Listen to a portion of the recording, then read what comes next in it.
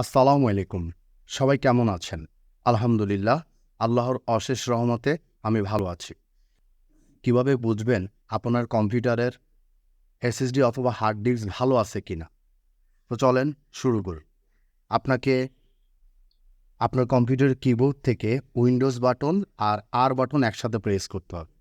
Press করলে এই যে রান এই অপশনটা চলে আসবে। চলে আসলে আপনি এইখানে গিয়ে সিএমডি টাইপ করবেন।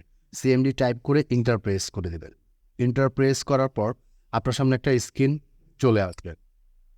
এখানে গিয়ে আপনি টাইপ করে দিবেন WMIC। এটা টাইপ করার পর এন্টার করে দিবেন। এন্টার করে দেওয়ার পর আবার আপনাকে টাইপ করতে হবে DISK, disk drive, DRIVE, drive. এটা লেখার পর একটা স্পেস দিবেন। স্পেস দেওয়ার পর এখানে লিখতে হবে GET, get status, STATUS, status. এটা টাইপ করার পর এন্টার করে দিবেন। এন্টার করার পর দেখেন আমার এখানে একটা এসএসডি ও একটা হার্ড ডিস্ক আছে। আমার স্ট্যাটাস ওকে, মানে আমার হার্ড ডিস্ক এবং এসএসডি দুইটাই ভালো আছে। যদি আপনার এখানে ফেল আসে তাহলে অবশ্যই আপনার যে কাজটা করতে হবে, আপনার ডাটাগুলো খুব দ্রুত অন্য একটি এসএসডি অথবা হার্ড ডিস্কে কপি করে নিয়ে রাখতে হবে।